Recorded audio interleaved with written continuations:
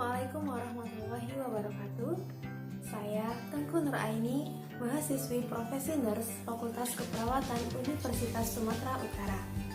Nah, pada video kali ini kita akan membahas mengenai inisiasi menyusu dini dan ASI eksklusif. Untuk materi inisiasi menyusu dini akan dibawakan oleh saya sendiri, dan untuk materi ASI eksklusif akan dibawakan oleh teman saya yang juga merupakan calon perawat profesional di masa depan yang bernama Theophany Eunike Guru Sutepu. Mungkin kita pernah bertanya-tanya, apakah inisiasi menyusu dini dan ASI eksklusif merupakan sesuatu yang penting?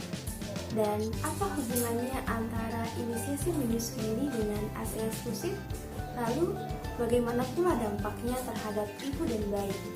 Nah, untuk jawabannya, mari kita simak video edukasi berikut ini. Video edukasi inisiasi menyusu dini atau IMD. Inisiasi menyusu dini atau disingkat sebagai IMD adalah suatu kesempatan yang diberikan kepada bayi untuk menyusu sendiri segera setelah lahir dengan cara meletakkan bayi di atas dada ibu dan membiarkan bayi merayap, kemudian menemukan puting susu ibu untuk menyusu, menurut Kementerian Kesehatan Republik Indonesia tahun 2014. Nah, inisiasi menyusu dini dilakukan sesegera mungkin setelah bayi lahir, tanpa ada pengukuran tinggi badan dan penimbangan berat badan. Selain itu, bayi juga tidak dimandikan, hanya dikeringkan seperlunya saja. Setelah itu, bayi diletakkan di atas dada ibu dengan cara telungkup. Dapat kita lihat seperti gambar di sebelah ini.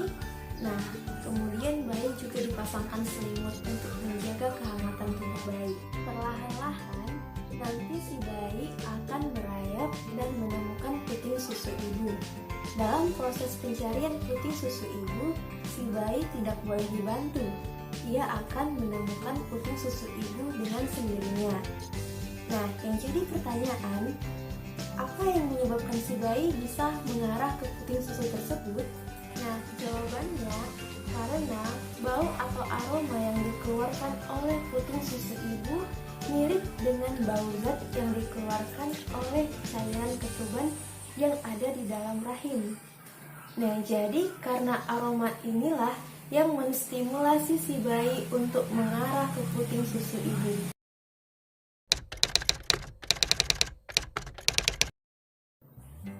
Nah, untuk manfaat IMD bagi bayi, yang pertama, menurunkan resiko kematian bayi karena hipotermi. Hipotermi adalah menurunnya suhu tubuh di bawah normal, atau sering disebut dengan kedinginan hingga menggigil. Nah, untuk yang kedua, IMD juga dapat meningkatkan suhu tubuh bayi. Hal ini sudah dibuktikan oleh beberapa penelitian yang mengatakan bahwa suhu tubuh bayi meningkat ketika dilakukannya IMD. Nah, untuk yang ketiga, bayi menjadi lebih tenang dan detak jantung menjadi lebih stabil. Nah, yang keempat, jika payudara ibu sudah memproduksi ASI, pasti ketika IMD si bayi mendapatkan ASI yang pertama yang disebut sebagai kolostrum. Nah, kolostrum ini bertekstur agak kental dan berwarna kekuning-kuningan. Kalau mitosnya sih kata orang seperti susu basi, tapi bukan ya, ini pemahaman yang salah. Nah, jadi sebenarnya kolostrum itu merupakan sesuatu yang sangat berharga bagi bayi, karena kolostrum mengandung zat yang kaya akan antibodi dan tentunya aman bagi bayi, dan juga aman bagi usus bayi.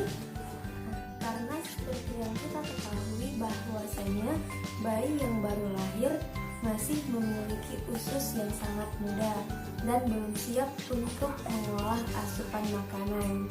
Jadi kolostrum sangat bermanfaat bagi si bayi. Nah, untuk manfaat yang kelima, bayi yang menyusu dini akan lebih berhasil menyusui ASI eksklusif dan mempertahankan menyusui setelah 6 bulan.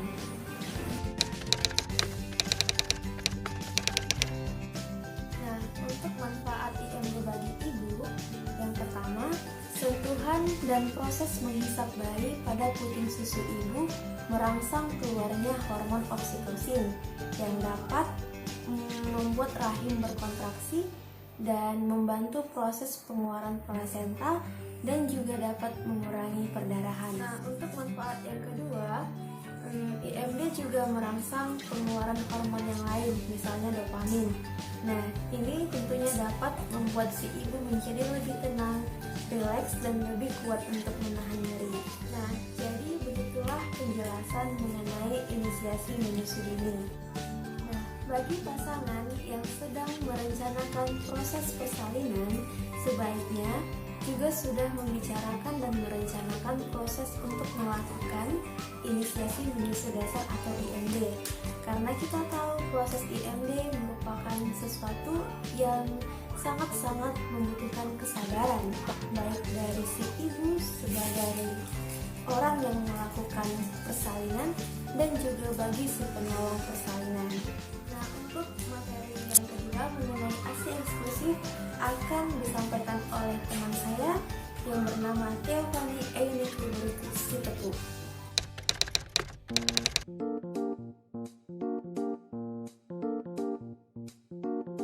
Salam sejahtera untuk kita semua.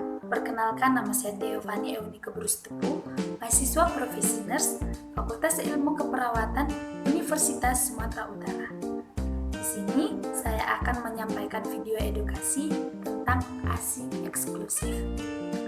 Tahu tidak, menurut WHO 2019, menyusui secara optimal dapat mencegah lebih dari 823.000 kematian anak dan 20.000 kematian ibu setiap tahun akibat kanker payudara. Menurut data Riskesdas tahun 2019, proporsi pemberian ASI dalam 24 jam terakhir pada bayi 0-5 bulan masih 74,68%. Artinya apa? Di antara 100 bayi yang berusia 0-5 bulan, terdapat 25 bayi yang tidak mendapatkan ASI eksklusif. Karena sang ibu menganggap susu formula yang lebih baik ataupun alasan lain. Tidak menyusui juga berpengaruh pada rendahnya tingkat kecerdasan yang mengakibatkan kerugian negara. Sekitar 302 miliar dolar Amerika Serikat per tahun. Kebayang dong ya, berapa rupiah kerugian negara apabila kita tidak menyusui. Nah, ASI eksklusif itu apa sih?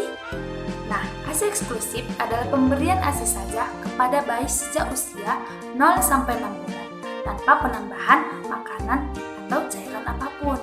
Karena ASI saja sudah memenuhi seluruh kebutuhan gizi bayi secara sempurna. Dan pada bayi berumur 6 bulan sampai 2 tahun, si kecil tetap diberikan ASI dan MPASI dengan penuh seimbang. Dan pada bayi berumur 6 bulan sampai 2 tahun, si kecil tetap diberikan ASI dan MPASI dengan menu yang seimbang. Nah, apa sih bedanya ASI dengan susu formula? Susu formula bukan pengganti ASI ya ibu-ibu, melainkan susu yang secara khusus diformulasikan sebagai pengganti ASI apabila pertama, indikasi medis, kedua, ibu tidak ada, dan ketiga, ibu terpisah dari bayi karena terjadi bencana atau sebab lain. Nah, susu formula ini juga tidak memiliki kandungan imunomodulator, enzim pencernaan, pendukung faktor pertumbuhan bagi epidermal dan syaraf bayi, juga faktor perlindungan seperti laktofen, antibodi, lisozim, dan oligosakarida, serta vitamin B12 dan faktor pengikat folat yang semuanya itu ada terkandung dalam ASI. ASI eksklusif juga bisa ibu rasakan loh manfaatnya, mulai dari pertama, risiko mengalami osteoporosis, kanker ovarium, dan kanker payudara akan semakin kecil. Yang kedua, perdarahan yang kita alami setelah melahirkan bisa dikurangi dengan pemberian ASI. Yang ketiga, ibu menjadi lebih cantik dan menarik, dan dapat menurunkan berat badan secara alami. Tahu nggak ibu-ibu? Setiap hari saat menyusui dapat membakar ekstra kalori sebanyak 200-200 per hari. Dan yang keempat, dengan memberikan ASI, kita bisa berhemat hingga setara dengan 17 juta rupiah. Jadi hemat kan? Nah, untuk si kecil, manfaat ASI eksklusif adalah yang pertama, mengandung gizi yang lengkap yang dibutuhkan si kecil.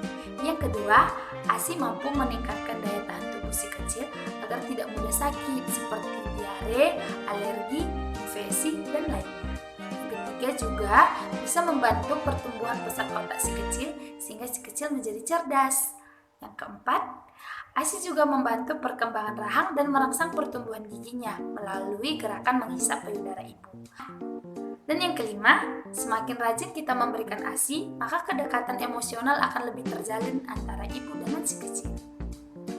Berikut tips untuk memberikan ASI eksklusif. Yang pertama, minimal 1 jam setelah kelahiran bayi, lakukan inisiasi menyusui dini ya Bu. Yang kedua, menyusui kapanpun bayi meminta, baik itu pagi, siang, malam, dan tidak menggunakan botol susu atau empeng.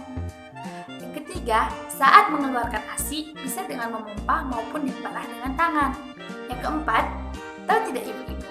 Dari hasil Pekan ASI Kemenkes 2019 juga menghimbau saat menyusui, ibu juga butuh dukungan semua anggota keluarga, mulai dari membantu ibu mengasuh anak yang lebih besar, hingga memastikan ibu cukup istirahat, mendengarkan keluhannya, dan memberikan semangat padanya.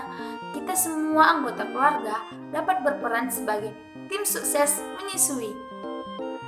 Yang kelima, selain itu, posisi pelekatan saat menyusui juga penting diperhatikan. Jangan sampai bayi sudah menyusui lama, namun ternyata tidak kenyang juga. Ketika dicek, rupanya pelekatannya yang tidak baik. Berikut posisi yang benar. Untuk membantu suksesnya program ASI di Indonesia, diperlukan kesadaran bersama, seperti yang pertama, bekali pengetahuan ibu tentang ASI sedini mungkin. Yang kedua, dukungan untuk menyusui dari keluarga, teman dekat, dan masyarakat. Yang ketiga, awasi promosi susu formula yang tidak etis di Indonesia. Yang keempat, pentingnya perlindungan sosial orang tua yang adil gender. Contohnya cuti hamil melahirkan bagi ibu dan ayah, bahkan cuti berbayar, serta dukungan tempat kerja dapat membantu menciptakan lingkungan yang memungkinkan untuk dapat menyusui baik sektor kerja formal maupun informal. Nah, ibu-ibu, ASI wajib hukumnya bagi bayi yang baru lahir, karena itu salah satu faktor yang terpenting bagi kehidupan si ibu hati. Penuhi hak setiap bayi Anda untuk mendapatkan manfaat ASI sejati. Ibu-ibu semangat ya menyusuinya.